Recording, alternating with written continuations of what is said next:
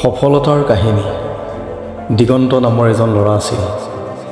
তাৰ সপোন আছিল মাৰাথন দৌৰবিদ হোৱা, কিন্তু ভাগ্যই তাক লগ নিদিলে।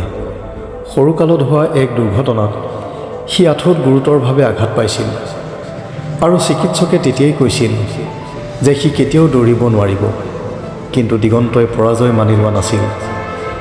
সেয়ে সি প্ৰথমে লাহে লাহে খোজকাঢ়িবলৈ চেষ্টা কৰিলে আৰু তাৰ পিছত লাহে লাহে দৌৰিবলৈ চেষ্টা কৰিবলৈ ধৰিলে। বহুত কষ্ট কৰিছিল দিগন্তই।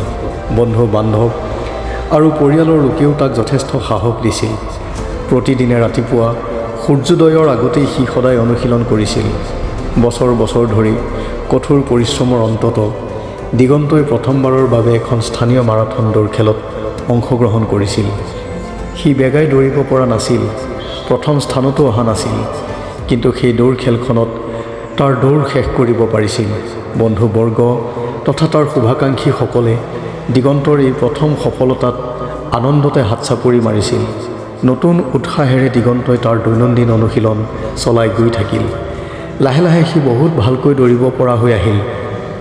স্থানীয়, আঞ্চলিক, জিলা তথা ৰাজ্যিক পৰ্যায়ৰ দৌৰ খেলৰ প্ৰতিযোগিতাসমূহত সি স্থান দখল কৰিবলৈ সক্ষম হ'ল।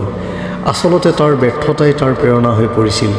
আৰু এদিন দিগন্তৰ জীৱনলৈ সেই বিশেষ দিনটো আহিল, যিদিনা সি ৰাষ্ট্ৰীয় মাৰাথনৰ বাবে যোগ্যতা অৰ্জন কৰে, য'ত সি বিভিন্ন দেশৰ শ্ৰেষ্ঠ দৌৰবিদৰ বিৰুদ্ধে দৌৰিছিল।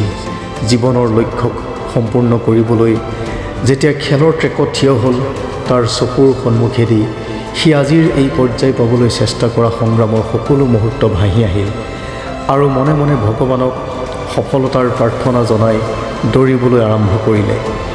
সেইদিনা এখন বেয়া ভৰিৰে যেতিয়া দিগন্তই দৌৰি দৌৰি খেলৰ ফিনিচিং লাইন পাৰ হৈ প্ৰথম স্থান লাভ কৰিছিল, তেতিয়া সেয়া কেৱল সি দৌৰত জয়ী হোৱাই নহয়, সকলোৰে বাবে প্ৰেৰণা হৈ পৰিছিল।